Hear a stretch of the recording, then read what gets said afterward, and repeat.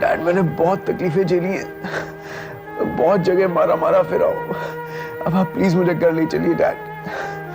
ले चलेंगे हमारे बिटुआ, ले चलेंगे, बहुत जल्दी ले चलेंगे। हम पर भरोसा रखो बिटुआ, हम तुम पर आंच नहीं आने देंगे, समझे?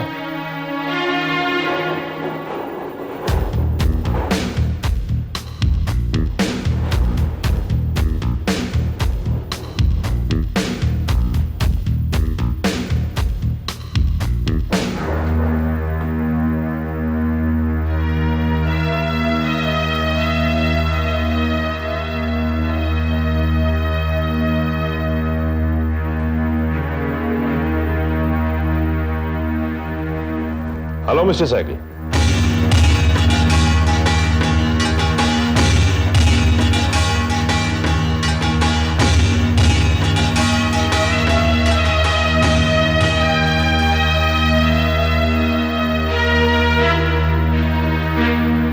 आपको यहां आने की इजाजत किसने दी इंस्पेक्टर? हम पुलिस वालों को किसी की परमिशन की जरूरत नहीं पड़ती साइकिल साहब। नरेश को पुलिस स्टेशन ले जाने आया हूं। हमारे बेटे का इलाज चल रहा है इंस्पेक्टर, इस वक्त ये कहीं नहीं जाएगा, समझे? नरेश का डिस्चार्ज सर्टिफिकेट मेरे हाथ में है साइकिल साहब। जब डॉक्टर्स ने सर्टिफाई कर दिया तो फिर आप कैसे रोक सकते हैं? नरेश को आपके साथ जाने से मैं रोक सकता हूं आपसे।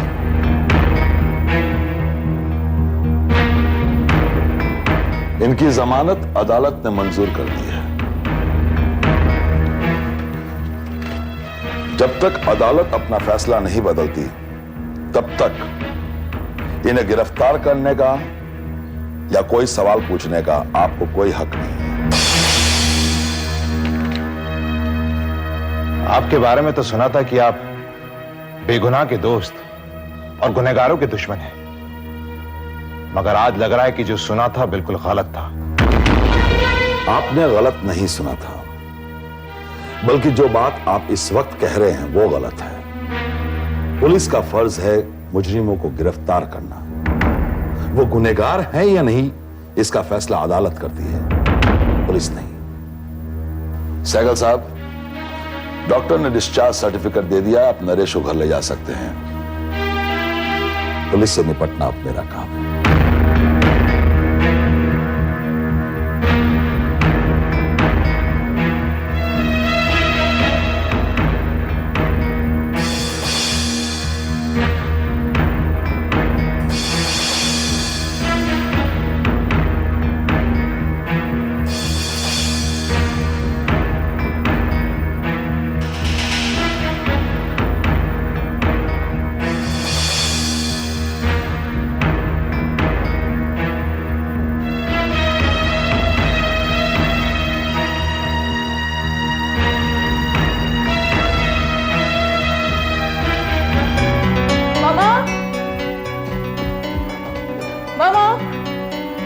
नरेश आ गया।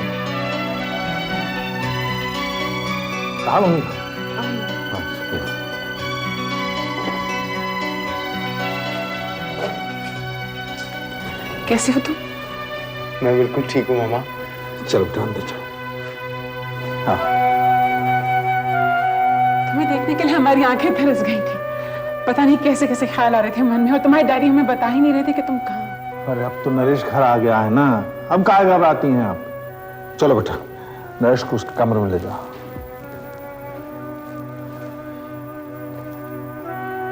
नरेश, ये सहारे के साथ क्यों चल रहा है? ये तुम्हारे पैर में क्या हुआ? राजेश्वरी, हल्की सी चोट लगी है, मामूली सा जख्म है, जल्दी भर जाएगा।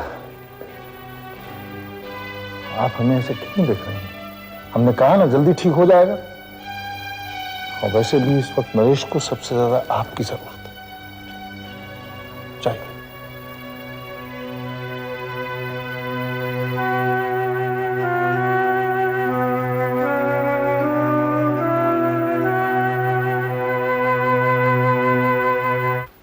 मैं मिस्टर जयदेव से मिलना चाहती हूँ। अखबार देखा तुमने? नरेश को गिरफ्तार किया गया और उसकी रिहाई भी हो गई।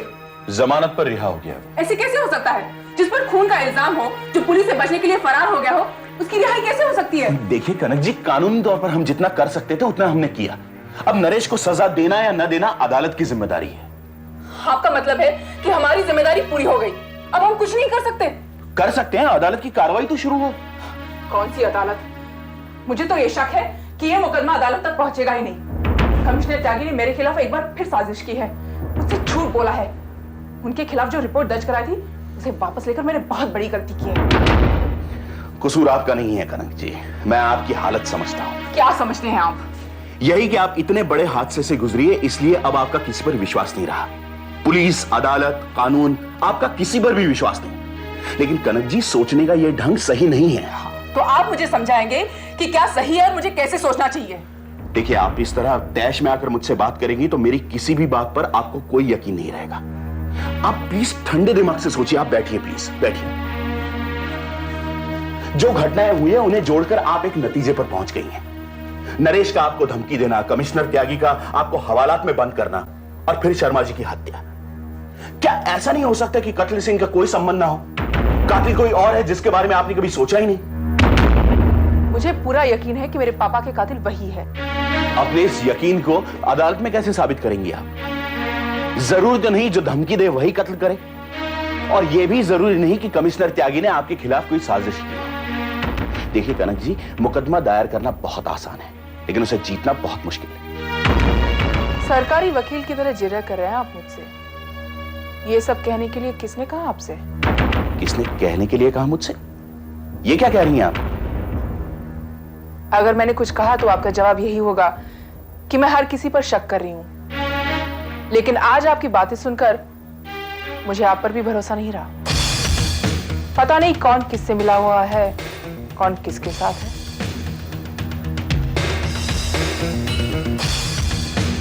क्या कैसी बातें कर रही है? क्या हो गया आपको?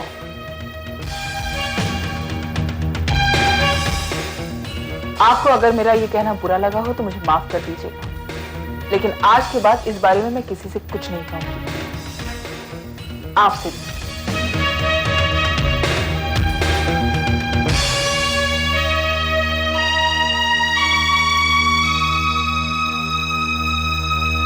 अच्छा हुआ तुम दोनों आ गए।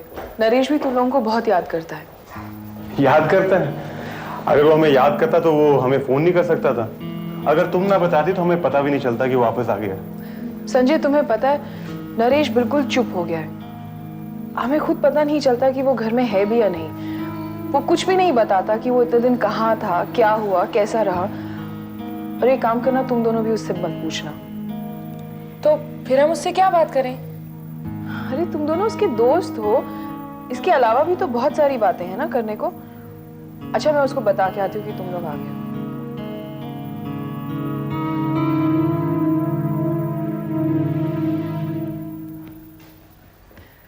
नरेश, तुम्हारे दोस्त आए हैं तुमसे मिलने। कौन दोस्त? डॉली और संजय। उन्हें मेरी याद कैसे आ गई? अब तुम्हारी याद आई है तभी तो वो तुमसे मिलने आए हैं ना। मुझे नहीं मिलना उनसे।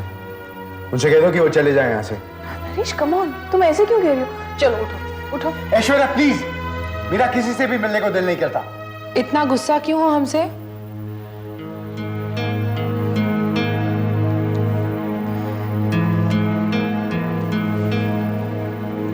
कैसे हो नरेश? We missed you. अरे जरा मुस्कुराओ तो सही, ऐसे क्यों घूर रहे हो? नहीं, कुछ नहीं, बस ऐसे ही। हेलो संजय। हाय। हम जब भी मिलते थे तुम्हारे बारे में ही बात करते थे। क्यों संजय? अगर हमें पता होता कि तुम कहाँ हो तो हम तुमसे आकर जरूर मिलते। तुम सच बोल रही हो या ऐसे ही कह रही हो? सच कह रही हूँ नरेश, मैं दिल में कोई बात नहीं रखती। हमारे बीच में जो भी हुआ वो मैं भूल चुकी हूँ। मैं चाहती हूँ कि हम फिर से उतने ही अच्छे दोस्त बन जाएं जैसे पहले हुआ करते थे। तुम क्यों चुप हो संजय? तुम भी कुछ कहो ना उससे। तुम पहले अपनी बात कर लो, उसके बाद मैं करूंगा। इसके मूड का कोई भरोसा नहीं, पलटकर कुछ भी कह सकता है। नहीं संजय, मैं कुछ नहीं कहूंगा। दोस्तों से दूर रहकर ही मैंने जाना है कि अच्छे दोस्तों की कितनी जरूरत है मुझे।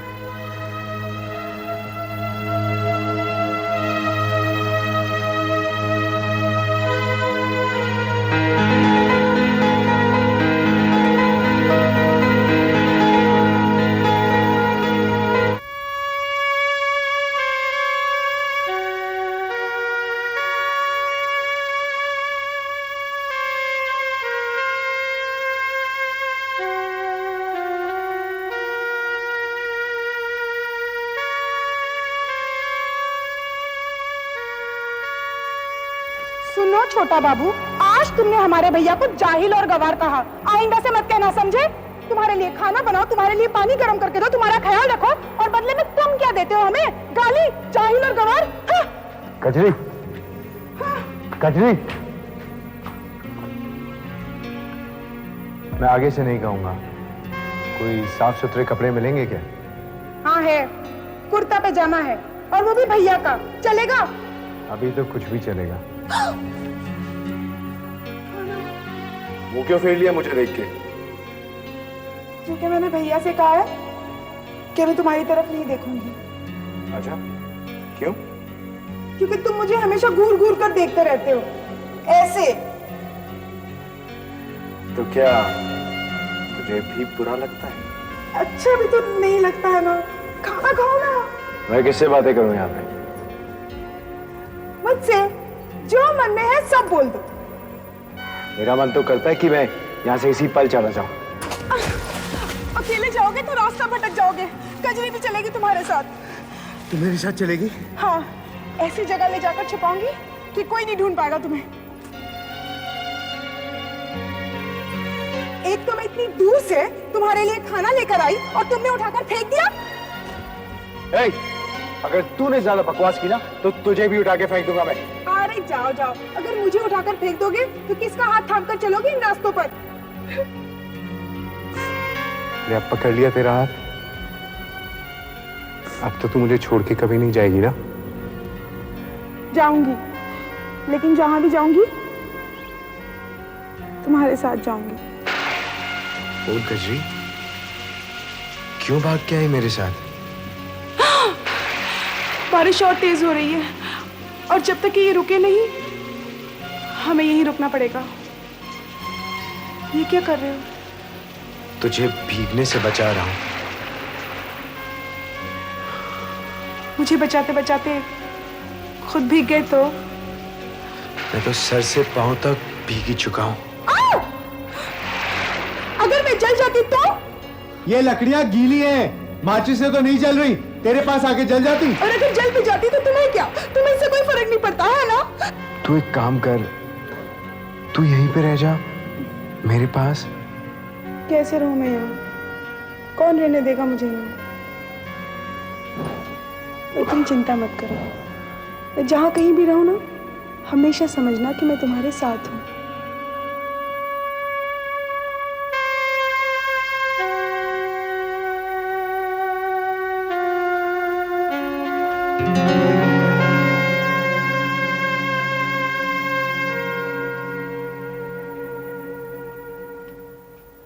लगता है उसी के बारे में सोच रही है।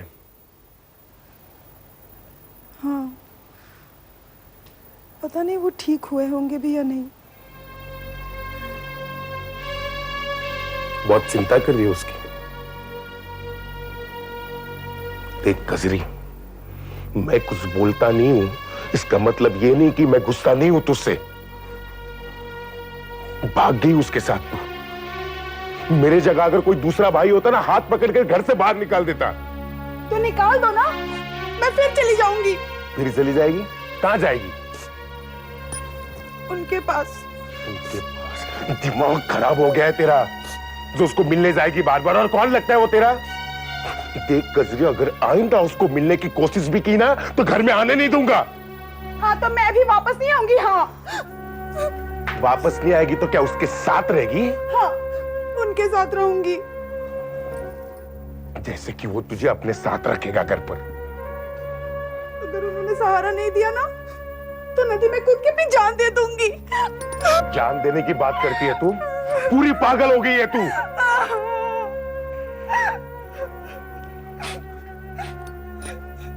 देख कजरी, मैं तेरा भाई हूं, मैं तेरा बड़ा भाई हूं ना। जो कुछ भी बोलूंगा ना वो सोच समझकर तेरे अच्छाई के लिए ही बोलूंगा। देख, वो वापस तेरे को मिलने नहीं आएगा यहाँ। वो तेरे बारे में सोचता भी नहीं होगा कजरी। वो शहर में रहने वाला लड़का है, तेरा नाम भी भूल गया होगा वो। समझ गई तू?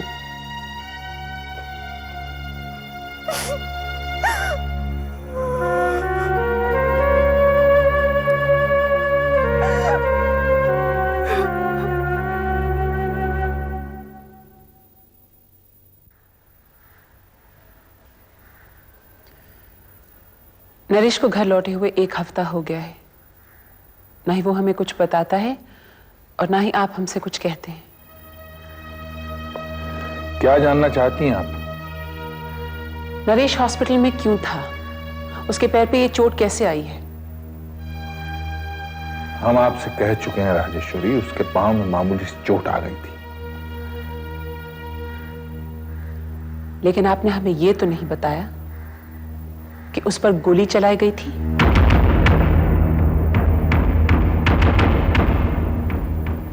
यह आपसे किसने कहा? अपने बच्चे की फिक्र में हम हॉस्पिटल गए थे, हमें वहां पता चला। हाँ, हमने ये सोचकर आपसे नहीं कहा कि आप फिक्र करेंगी। उस पर गोली किसने चलाई थी? गोली किसने चलाई, ये हादसा कहां हुआ, ये सब जानकर क्या करेंगे आप? भाई नरेश का ख्याल रखिए, उसकी तीमारदारी कीजिए ताकि वो जल्दी अच्छा हो जाए। ये सब फिक्र करने की क्या जरूरत है आपको? ऐसा कहे कि आपने हमारी फिक्र और भी ज्यादा बढ़ा दी। क्या मतलब? इलेक्शन के बाद से हम आपका एक बदला हुआ रूप देख रहे हैं जो हम समझ नहीं पा रहे। बदला हुआ रूप? यानी? हमें हर वक्त ऐसा लगा रहता है जैसे कोई बहुत बड़ी घटना हुई है जिसे आप हमसे छुपा रहे हैं। नरेश की मदद आपने की फरार होने में, पुलिस की नजरों से वो बचा रहे, ये सारा इंतजाम भी आपने ही करवाया। अगर आपको यकीन है कि वो बेकसूर है, फिर ये सब कुछ क्यों किया आपने? ये सब हमने क्यों किया, ये इसकी वजह हम बता चुके हैं आपको। नरेश को जेल ना हो वो सब सोचने के लिए हमें वक्त चाहिए था। हमें आपकी बात पर बिल्कुल यकीन नहीं है, तब भी नहीं था और आज भी नहीं है। अगर नरेश की जमानत आज हो सकती थी तो तब क्यों नहीं? ऐसे कई अनगिनत सवाल हमारे दिमाग में हैं जिनका जवाब आप नहीं देना चाहते। क्यों नहीं देना चाहते ये हम नहीं जानते। जवाब तो हम तुम्हें जरूर देंगे राजेश्वरी, लेकिन तब जब आप हमारी बात का यकीन करेंगे।